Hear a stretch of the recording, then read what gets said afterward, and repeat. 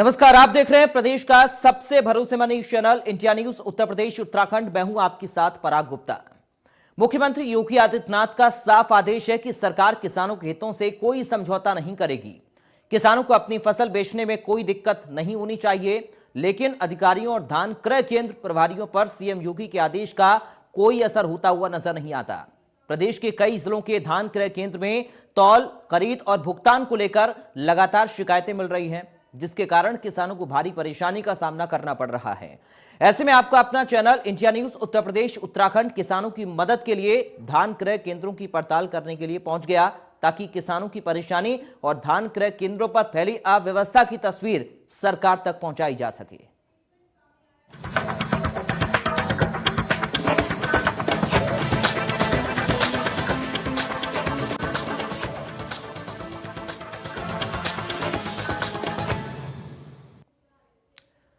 जहां एक तरफ बॉर्डर पर किसान भीषण शीतलहरी के बीच में नए किसान कानून को वापस लेने की मांग पर अड़े हुए हैं, तो यूपी के सोनभद्र में भी किसान अपना धान बेचने के लिए क्रय केंद्रों पर डटे हुए हैं। क्रय केंद्र पर कर्मचारियों की ओर से कभी बोरे का बहाना बनाया जा रहा है, तो कभी लक्ष्य पूरा होने की बात बताई जा रही है। लेकिन इंडिया न्यूज उस सच्चाई को सामने लाने जा रहा है, जिसे देखकर आप भी समझ जाएंगे कि आखिर खेल क्या है और भीषण ठंड में किसान क्यों रात गुजारने को मजबूर है। इंडिया न्यूज के खुफिया कैमरे में कैद उस शख्स को भी बेनकाब हम करेंगे, जो पहले ही अपनी करतूत करने की वजह से सस्पेंड चल रहा है, लेकिन ऊपर से लेकर नीचे तक भ्रष्ट तंत्र की वजह से सस्पेंड कर्मचारी खुद बैठकर डीलिंग कर रहा है।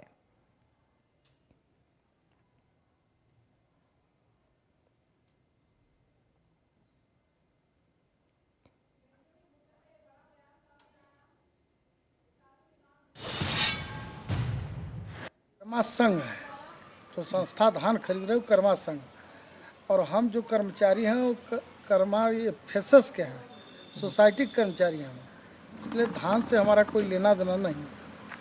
लेकिन बोलते हैं कि आप सर्वे सर्वा वहाँ के आप ही मालिक हैं। नहीं, वो चूँकि हमारे इंचार्ज जो समिति के इंचार्ज हैं वही संघ के इंचार्ज हैं, तो उनका कागज पत्र कभी कभी मैं लिख देता हूँ, और शेष से हमसे कोई लेना देना नहीं।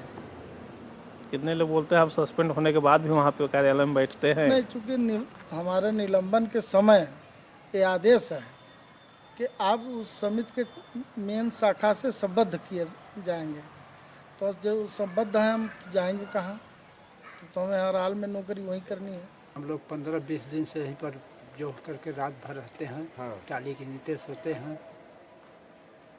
अब घुसखोरी के चलते कैसे कैसे हम लोगों का धान नहीं खरीद हो रही है। बोरी मांगते हैं, कमीशन मांगते हैं।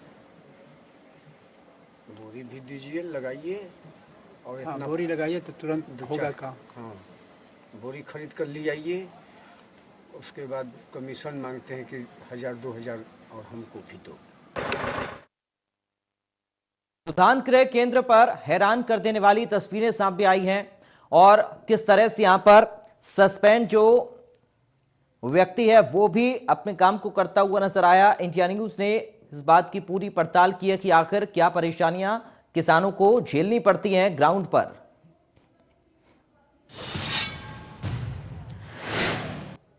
लेकिन भैया सुन ला, एक चीज सुन ला, वो दैनियों को नहीं दे रहे, नहीं दैनियों खर्चा पानी नहीं दे रहे, न चढ़ी सुन ला, और चढ़ी तो 5 कुंटल कम करके चढ़ी। ये कहाँ दे लग गया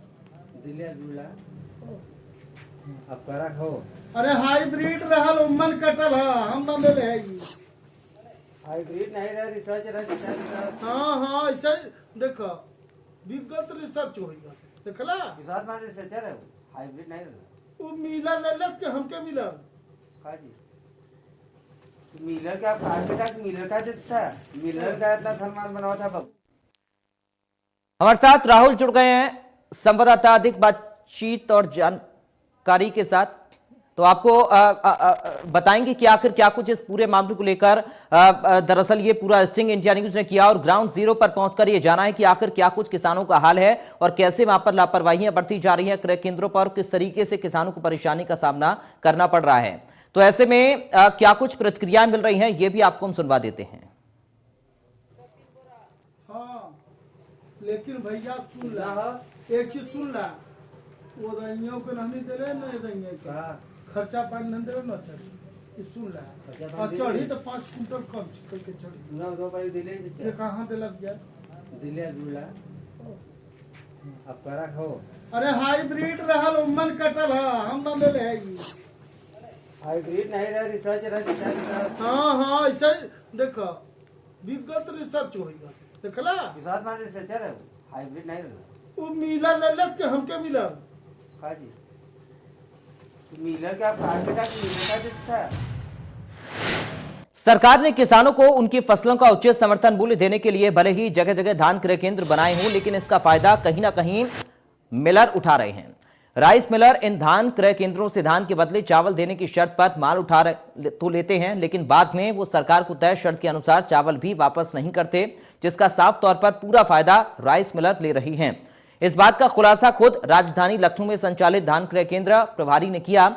राइस मिलर को सरकारी मानक के अनुसार 100 कुंटल धान के बदले उन्हें 67 कुंटल चावल देना होता है, लेकिन मिलर धान क्रय केंद्रों से धान तो उठा लेते हैं मगर वापस सरकार को मानक के अनुसार चावल भी वापस नहीं करते और इसका पूरा फायदा उठाते हैं।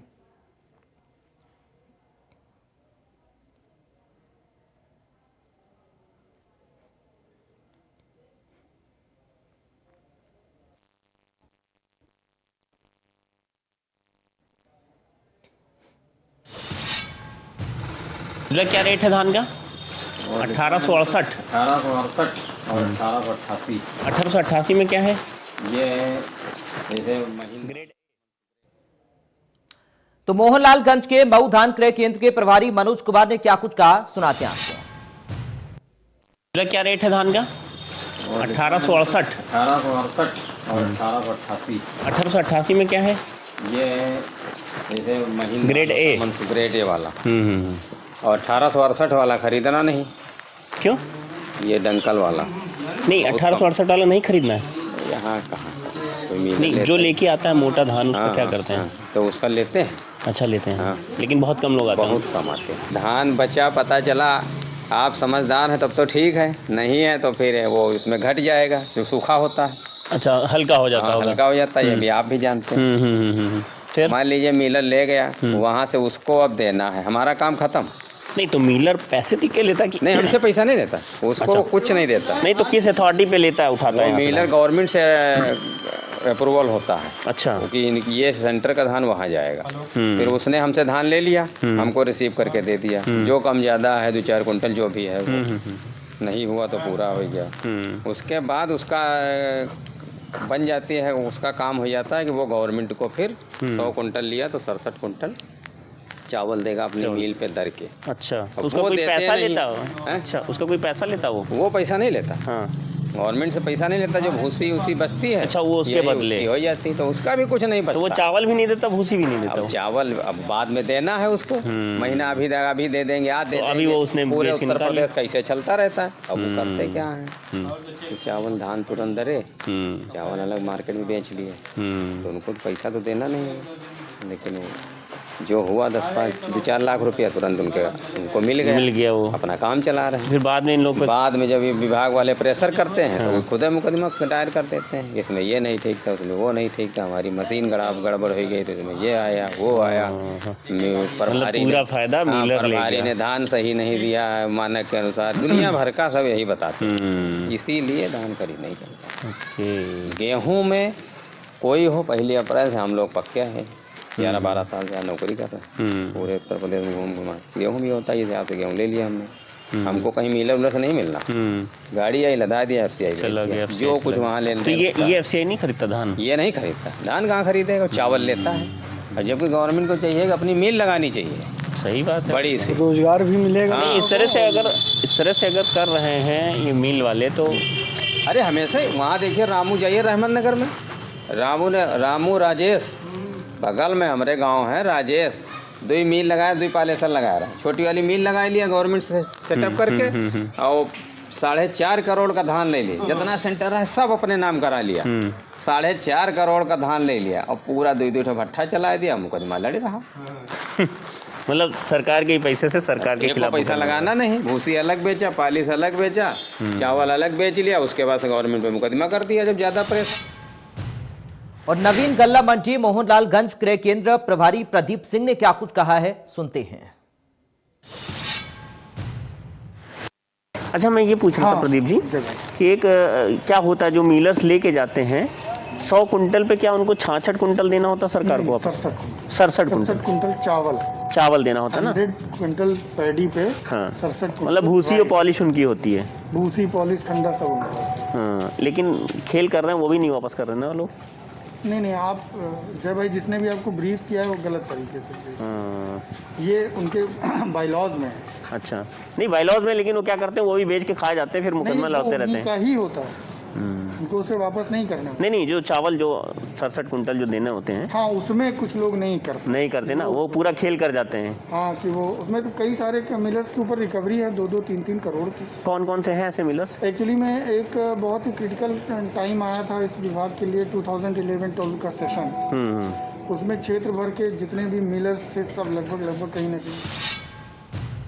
तो धान की खरीद को लेकर तमाम किसानों की तरफ से आरोप लगाया जाता है कि उनका धान मंडियों में जाने से पहले बिचौलिए प्राइवेट खरीदारों की तरफ मोड़ देते हैं, जिसकी वजह से किसान अपनी फसल को सही दाम पर नहीं बेचकर आधे दामों पर बेचने को मजबूर हो जाता है। इसकी हकीकत जानने के लिए इंडिया न्यूज की टीम एक मंडी पहुंची, जहां पर किसानों ने अपने दर्द को बयां किया। किसानों ने इंडिया न्यूज को बताया कि जागरूकता की कमी से तमाम किसान जल्दबाजी में प्राइवेट मंडियों की तरफ पहुंच जाते हैं, जिनका लाभ बिचौलिए लेकर उनकी फसल को औने पौने दाम में बिकवाकर उनको मजबूर कर देते हैं।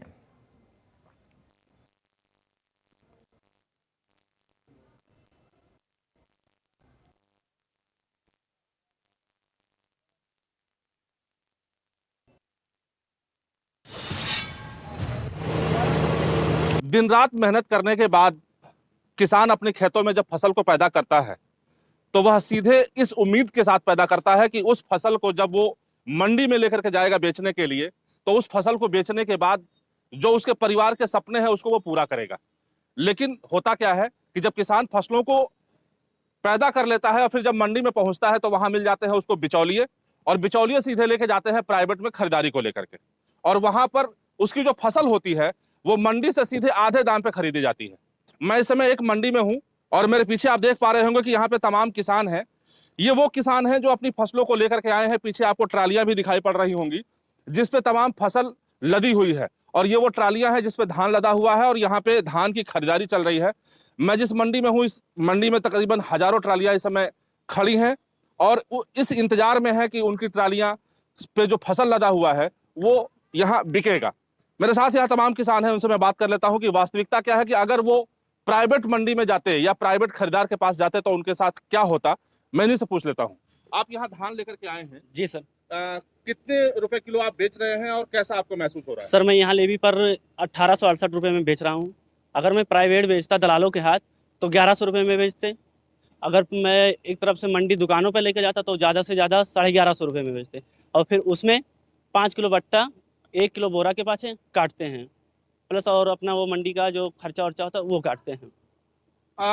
जो दलाल होते हैं वो किस तरीके से आपको फंसाने का प्रयास करते हैं? मैं आपसे पूछता हूँ, किस तरीके से वो फंसाने का प्रयास करते हैं? सर, कहते हैं कि वहाँ ले चलो, तुम्हारा बढ़िया बेचवा देंगे, फिर वहाँ हमारा ले जाके 1100 में 1150 में लेते हैं। उसके बाद फालतू तोलते हैं, 5 किलो का 5.5 किलो तोला जाता है, खर्चा काटते हैं साहब, यही। देखिए, और भी हमारे साथ किसान हैं। सबसे बड़ी बात यह है कि अगर सोचिए कि जिस किसान की जो फसल है, अगर उसकी लागत भी अगर ना निकले तो उसके कलेजे पे क्या बीतेगी। हमारे साथ और भी किसान हैं, उनसे हम बात कर लेते हैं कि जब वो अपनी फसल को लेकर के आते हैं, अगर सही जगह नहीं पहुंचते हैं तो क्या उनके साथ होता है। ये भी सुनने में आता है कि बोरे के नाम पर, बट्टे के नाम पर तमाम जो उनकी फसल होती है उसको भी काटी जाती है। अब बाबा जी क्या कहेंगे आप? ऐसा है कि हम लोगों के साथ अगर हम बिचौलिए मिल जाते हैं, अनेक प्रकार की लालच देकर फंसा तो लेते हैं, लेकिन बाद में हम लोगों के साथ में बहुत बड़ा कहीं कहते हैं मंडी खर्चा है, ये है वो है, तमाम तरीक़ों की बातें करते हैं। और हम लोगों को यहाँ पर लाए हैं। यहाँ हमारे जो वो हैं, हर ज़िले का कांटा, ज़िले में सभी कांटा बंद हो चुके हैं, लेकिन हमारे आदरणीय दुबे जी जो है वो किसानों की बहुत बड़ी मदद कर रहे हैं, और हम लोगों की उनसे बहुत बड़ी आशाएं हैं। और हम यहाँ पर हम लोग कांटे पे हमको पूरा पैसा, सही तौल, हर चीज़ मिलती है। तमाम जगह से ये देखा जाता है कि तमाम ऐसे किसान हैं जो अभी भी कह रहे हैं कि हम जो है हमारा धान जो है 1100 में खरीदा जा रहा है, तो वजह क्या होता है? क्या वो बिचौलियों के हाथ लग जाते हैं? जी हाँ, वो बिचौलियों के हाथ में लग जाते हैं और कहते हैं वहाँ आप कांटा पे खरीद नहीं होती है, ये हो गया वो हो गया, वहाँ बड़ी भीड़ है, आप वहाँ बहुत परेशान होंगे, ऐसे बता करके फंसा लेते हैं सर। देखिए, निश्चित तौर पे कहीं ना कहीं इसमें एक सबसे बड़ी बात जो निकल करके आ रही है वो जागरूकता की भी बात आ रही है। अभी तमाम ऐसे किसान हैं जो फसल तो पैदा कर लेते हैं लेकिन वो सही जगह पर लेकर के पहुंच नहीं पाते हैं। हालांकि इसमें तमाम तरह की दलीलें भी दी जाती हैं, लेकिन अगर हम जनपद बहराइच की बात करें तो जिलाधिकारी शंभू कुमार ने जो यहाँ व्यवस्थाएं कर रखी हैं वो अपने आप में नायाब है, क्योंकि वजह यह है कि लगातार उन्होंने कार्रवाइयां भी की हैं। और उसको देखते हुए जिस जगह मैं इस समय पहुंचा हूं, यहाँ पे आप साफ तरीके से देख पा रहे होंगे कि जो किसान यहाँ पे हैं वो किसान लगातार अपने मुंह से ये बता रहे हैं कि आज तो हम सही जगह पहुंचे हैं अपना फसल बेचने के लिए, लेकिन अगर हम बिचौलियों के हाथ लग जाते तो निश्चित तौर पे हमारा फसल जो है वो आधे दाम पे खरीदा जाता और हम भी बर्बाद हो जाते। Sanjay Mishra, India news, Bahraich. केंद्रों पर किसान धान बेचने के लिए परेशान है। ऑटो डाक लाइन लगाने के बाद भी किसानों का धान नहीं खरीदा जा रहा। कभी बोरे की कभी बताकर, कभी नंबर नहीं आने की बात कहकर धान की खरीद नहीं की जा रही है। बिचौलिए इतने सक्रिय हैं कि किसानों को अपना धान मजबूर होकर औने पौने दाम में बेचना पड़ रहा है। मंडी समिति की ओर से खोले गए क्रय केंद्र पर स्थिति सबसे ज्यादा खराब मिली।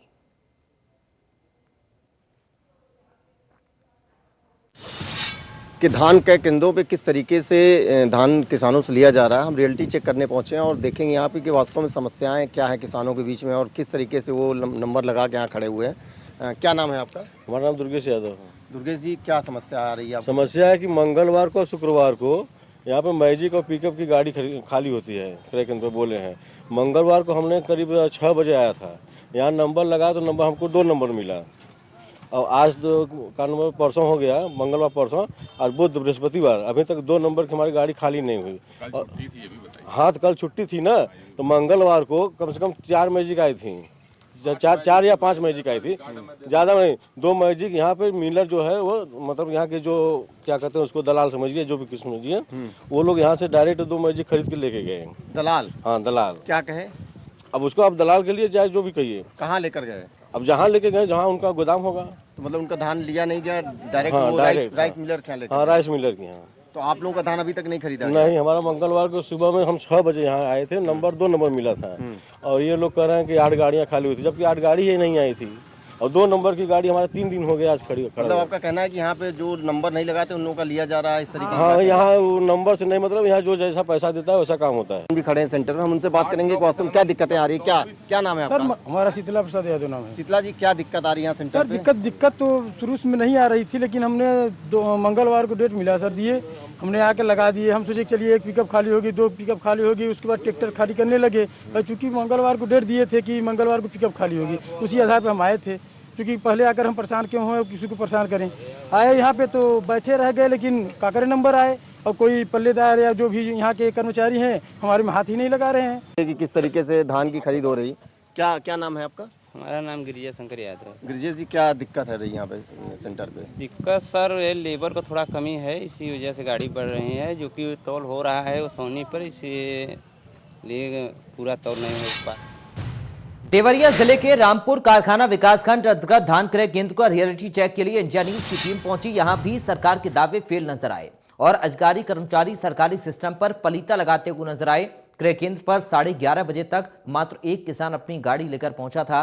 क्रय केंद्र पर काफी अव्यवस्था देखी गई, जहां किसानों के पहुंचने के बाद भी क्रय केंद्र का दरवाजा 11:30 तक खुला नहीं था और कर्मचारी भी नहीं आए। किसान अपनी गाड़ी लेकर खड़ा इंतजार करता हुआ नजर आया।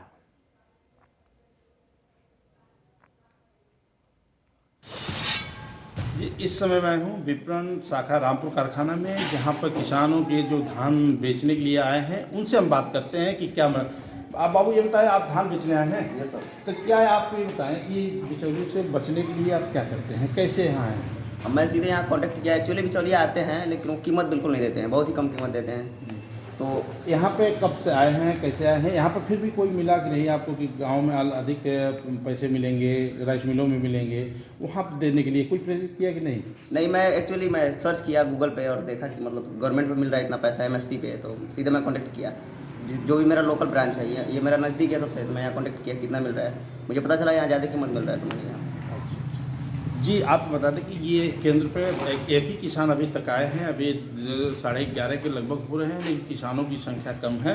ये किसान आए हैं जिन्होंने अपने धान को लेकर बेचने के लिए आए हैं। मैं केंद्र व्यवस्थापक से बात कर रहा हूँ कि क्या आप ये बताएं कि किसानों की क्रय कैसे ले रहे हैं, चावल गेहूँ कैसे ली जा रही है? धान जी MSP 1868 रुपये प्रति कुंटल किसानों से लिया जा रहा है। अच्छा ये बताइए किसान कब तक आए, कब तक खरीदारी हुई है? अभी खरीदारी यहाँ 15 अक्टूबर से चल रही है, 28 फरवरी तक खरीदारी चलेगी।